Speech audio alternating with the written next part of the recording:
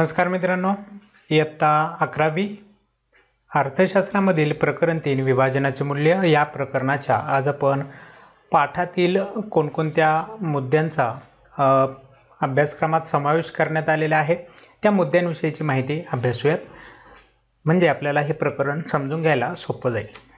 सुरुवातीला विभाजन म्हणजे काय, विभाजनाचे मूल्य म्हणजे काय याविषयीची माहिती आहे। त्याचा अर्थ आपण सुरुवातीला समजून घेऊयात, विभाजनाचे मूल्य नेमकं काय आहे।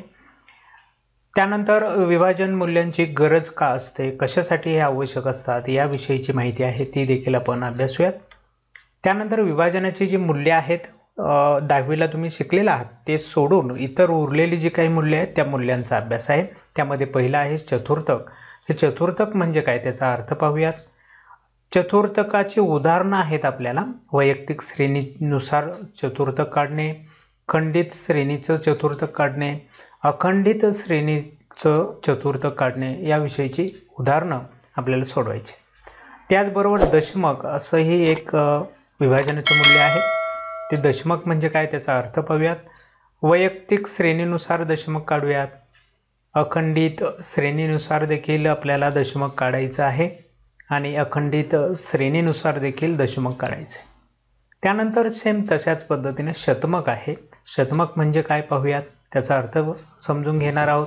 वैयक्तिक श्रेणीनुसार शतमक काढायचं आहे, खंडित श्रेणीनुसार देखील शतमक कशी काढायची आणि अखंडित श्रेणीनुसार शतमक कशी काढायची ही माहिती आपल्याला ह्या प्रकरणामध्ये दिलेली आहे।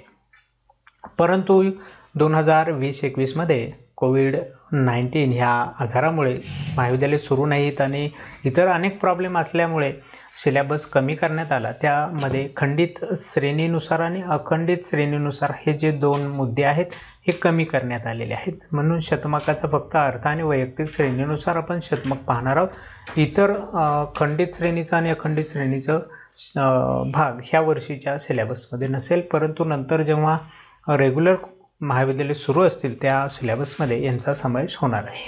चला तर मग आपल्याला आज ह्या प्रकरणातील जे काही महत्त्वाचे मुद्दे आहेत, अभ्यासक्रमातले मुद्दे आहेत याविषयीची माहिती समजली असेल असं गृहीत धरूयात आणि आजचा व्हिडिओ या ठिकाणी थांबूयात। भेटूया आपल्या पुढच्या नवीन व्हिडिओमध्ये प्रत्यक्षात या प्रकरणातील प्रत्येक मुद्द्याच्या अभ्यासासोबत। तोपर्यंत नमस्कार।